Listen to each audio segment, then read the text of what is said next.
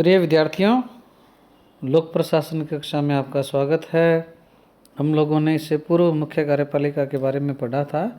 आज हम सूत्र, स्टाफ एवं सहायक अभिकरण जो है उनके बारे में पढ़ेंगे। जैसा कि आप जानते हैं कि मुख्य कार्यपालिका सभी कार्यों को स्वयं निष्पादित नहीं कर सकती है और न ही शासन के प्रत्येक विषय पर उसका ज्ञान व अनुभव व्यापक होता है। अतः उसे हर कदम पर विशेषज्ञों और परामर्शदाताओं की आवश्यकता होती है। इसी संबंध में मुने कहते हैं कि मुख्य कार्यपालिका के पास सोचने के लिए बहुत सारी बातें होती है, बहुत सारे विचारणीय तत्व होते हैं। अतः सहायता तथा समाधान के लिए उसे अत्यधिक विविधतापूर्ण जानकारी अर्थात स्टाफ की अपेक्षा रहती है। मुख्य कार्यपालिका को सहायता और परामर्श उपलब्ध कराने के लिए सूत्र व स्टाफ रूपी अभिकरण होते हैं। जहाँ सूत्र या जिसको पंक्ति अभिकरण भी कहते हैं, लाइन एजेंसी कहते हैं, इसका संबंध कमान की उस श्रृंखला से होता है जो शीर्ष संवर्ग से चलकर निम्नतम संवर्ग या कर्मचारी तक आती है। सरकार के मंत्रालय या विभाग जैसे कृषि मंत्रालय, शिक्षा विभाग, उद्योग मंत्रालय तथा ऊर्जा मंत्रालय, ये सब क्या हैं? सूत्र अभिकरण है।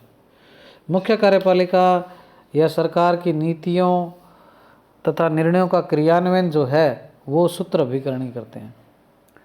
सूत्र अभिकरणों में ये सारे सरकारी विभाग, सरकारी निगम आदि शामिल हैं। इसी प्रकार स्टाफ अभिकरण जो है इसको मंत्रणा या कर्मचारी अभिकरण भी कहते हैं। इसका संबंध उन सेवाओं से हैं जो परामर्श या सहायता के रूप में मुख्य कार्यपालिका को दी जाती है। स्टाफ अभिकरण वास्तव में सूचनाएं तथा परामर्श देने का कार्य करता है ताकि मुख्य कार्यपालिका को निर्णय लेने में क्या है? आसानी हो।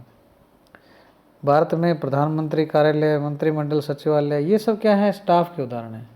और स्टाफ अभिकरण भी क्या है? 3 प्रकार का होता है। इसको हम आगे डिटेल में भी पढ़ेंगे। सामान्य स्टाफ, तकनीकी स्टाफ और सहायक स्टाफ। ये जो सूत्र और स्टाफ के उदाहरण है ये वास्तव में क्या है? सैन्य प्रशासन से ली गई है। सेना में कमांडर इन चीफ से लेकर साधारण सैनिक तक कमान की क्या है? एक पंक्तिबद्ध श्रृंखला होती है। इसे पंक्ति या सूत्र एजेंसी कहते हैं। जो ऑर्डर देते हैं, कमांड देते हैं, वो क्या है?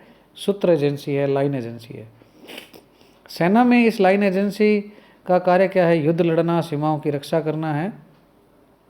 सेना की जो ये लाइन एजेंसी है उसके साथ साथ कुछ क्या है? अन्य इकाइयाँ भी होती है जो युद्ध तो नहीं लड़ती लेकिन सैन्य अधिकारियों हेतु और सैनिकों हेतु क्या है? आवश्यक सेवाएं उपलब्ध कराती है। जैसे खाना बनाने की इकाई, गोला बारूद की सप्लाई की इकाई, चिकित्सा व नर्सिंग की इकाई, गुप्तचर इकाई, राडार की इकाई तथा इंजीनियरिंग की इकाई। ये इकाइयाँ क्या करती है? युद्ध अथवा सैनिकों के वास्तविक कार्य में भाग नहीं लेती, ये लड़ाई नहीं लड़ती, लेकिन सहायक सेवाएं उपलब्ध कराती है। सेना के सूत्र अभिकरण को सहायता पहुंचाने वाली ये जो इकाइयां हैं ये क्या कहलाती है? स्टाफ इकाइयां कहलाती है, स्टाफ एजेंसी कहलाती है। सूत्र और स्टाफ का यह भेद जो है सेना से क्या है? सेना के प्रशासन से क्या है? लोक प्रशासन में आया। किंतु लोक प्रशासन में सैन्य प्रशासन की भांति पूर्ण व स्पष्ट विभाजक रेखा खींचना सरल नहीं है। इसीलिए कई बार लोक प्रशासन में सूत्र और स्टाफ अभिकरणों की व्याख्याएं जो हैं वो स्पष्टतापूर्वक नहीं हो पाती। लोक प्रशासन में सूत्र और स्टाफ अभिकरण का पूर्ण तथा स्पष्ट विभाजन सरल नहीं है क्योंकि राज्य के कार्य तथा विशेषज्ञता के प्रसार से क्या है? प्रशासनिक संगठनों की क्या है? जटिल बना दिए हैं। इसके अलावा सूत्र व स्टाफ अभिकरणों का विभाजन सुविधा की दृष्टि से किया जाता है। यह कोई संवैधानिक बाध्यता अथवा कानूनी प्रावधान नहीं है। सामान्यतः सूत्र और स्टाफ का विभाजन या वर्गीकरण मुख्यतः सत्ता, उद्देश्य तथा कार्य पद्धति के आधार पर किया जाता है। सूत्र व स्टाफ का विभाजन प्रशासन के प्रत्येक स्तर पर पाया जाता है। जहाँ जैसी मुख्य कार्यपालिका होती है वैसी ही सूत्र व स्टाफ अभिकरण भी होते हैं। अब हम सूत्र अभिकरण के बारे में थोड़ा देखते हैं। भारत में सरकारी विभागों, मंत्रालयों, लोक निगमों, इन सभी को क्या है? सूत्र अभिकरण कहते हैं। जनसाधारण तक बुनियादी सेवाएं पहुंचाने वाले तथा सरकार की नीतियों के क्रियान्वयन के लिए उत्तरदायी प्रशासनिक जो अभिकरण है या जो एजेंसी है वो क्या कहलाती है, लाइन या सूत्र एजेंसी कहलाती है। यदि डेफिनेशन को देखा जाए तो वाइट कहते हैं कि सूत्र अभिकरण उन प्राथमिक उद्देश्यों से संबंधित होते हैं जिनके लिए शासन या संगठन स्थापित किया जाता है। इसी प्रकार अल्बर्ट लेपावस्की भी कहते हैं कि सूत्र अभिकरण में सत्ता तथा उत्तरदायित्व की रेखाएं ऊपर से नीचे तक क्या है, फैली रहती है। संयुक्त राज्य अमेरिका के विभाग, सरकारी निगम, स्वतंत्र नियामकीय आयोग, ये सब क्या है, सूत्र अभिकरणों के उदाहरण हैं।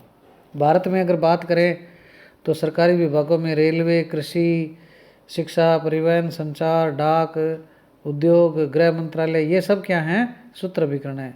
सरकारी विभाग सूत्र अभिकरण है। सरकारी निगम जैसे भारतीय रिजर्व बैंक है, RBI है, LIC है, दामोदर घाटी निगम है, ये क्या है, सरकारी निगम भी क्या है, सूत्र अभिकरण है। इसी प्रकार अन्य कुछ विशिष्ट अभिकरण भी हैं, जैसे स्वायत्तशासी संगठन के रूप में एम्स जो है, अखिल भारतीय आयुर्विज्ञान संस्थान जो है, वो भी क्या है, एक सूत्र अभिकरण है। इसके पश्चात हम सूत्र अभिकरणों की विशेषताएं और कार्यों के बारे में थोड़ा देख लेते हैं।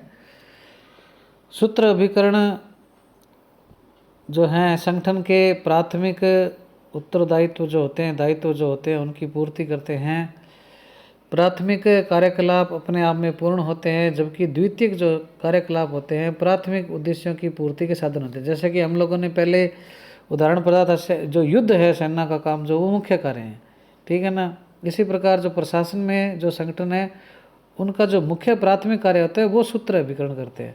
सेकेंडरी कार्य जैसे सेना में आपने देखा था कि गोला बारूद की सप्लाई है, जो जख्मी या घायल जो सैनिक हैं या सेना के जो अफसर हैं उनको चिकित्सा सुविधा देना है, वो सब क्या है, सेकेंडरी कार्य माने गए।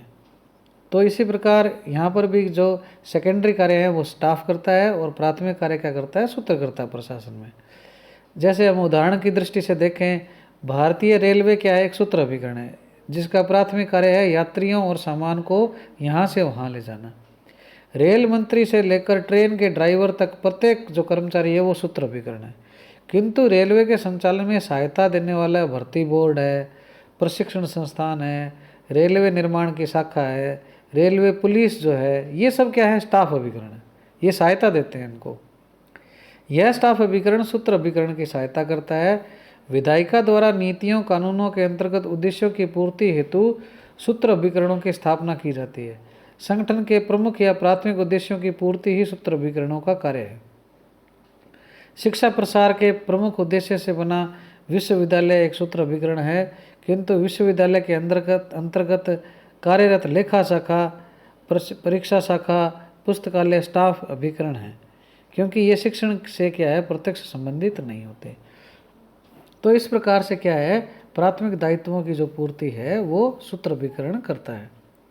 दूसरा जो इसकी विशेषता और कार्य है वो है सूत्र अभिकरणों को निर्णय लेने, आदेश देने, नियंत्रण करने का अधिकार होता है। उदाहरण के लिए पुलिस विभाग एक सूत्र अभिकरण है, जिसमें पुलिस महानिदेशक से लेकर सिपाही तक सभी कमान की पंक्ति से जुड़े हैं, जो कानून व्यवस्था के प्राथमिक कार्य के लिए उत्तरदायी है। अतः आवश्यक निर्णय लेते हैं, आदेश देते हैं। पुलिस विभाग का प्रशिक्षण केंद्र जो है वो स्टाफ है। इसी प्रकार अगला जो है वो है कि सरकारी नीतियों, कानूनों तथा विधायिका व कार्यपालिका द्वारा स्वीकृत कार्यक्रमों के क्रियान्वयन की जो जिम्मेदारी है वो सूत्र अभिकरणों की होती है। जैसे समाज कल्याण से संबंधित सभी सरकारी कार्यक्रमों का क्रियान्वयन का जो दायित्व है वो कल्याण मंत्री तथा उसका विभाग करता है। अतः यह क्या है, सूत्र अभिकरण का भाग है। इसी प्रकार सूत्र अभिकरण आम जनता से सीधे जुड़े रहते हैं तथा प्रत्यक्षतः नागरिकों को आवश्यक सेवाएं उपलब्ध करवाते हैं। लोक प्रशासन का यह भाग कटिंग एज ऑफ एडमिनिस्ट्रेशन कहलाता है। जनसाधारण को व्यवहारिक स्तर पर सेवाएं प्रदान करने वाले लोक सेवकों को लेपावस्की ने स्ट्रेट लेवल ब्यूरोक्रेट नाम दिया है। तो इस प्रकार से क्या है, ये आम जनता से क्या है, सीधे जुड़े होते हैं। इसके बाद में सूत्र अभिकरणों पर मुख्य कार्यपालिका का सीधा नियंत्रण होता है। सूत्र अभिकरण मुख्य कार्यपालिका के नियंत्रण निर्देशन में कारण करते हैं तथा उसके प्रति जवाबदेह भी होते हैं। उदाहरण के लिए प्रधानमंत्री के नीचे स्वास्थ्य मंत्री हैं, फिर स्वास्थ्य सचिव हैं, स्वास्थ्य निदेशक हैं, चिकित्सक हैं। ये एक पंक्ति बनी होती है जो नियंत्रण और जवाबदेहिता को क्या है, सुनिश्चित करती है। तो इस प्रकार से सूत्र अभिकरण जो है निम्न कार्यों को संपादित करता है और ये ही इसकी क्या है विशेषताएं।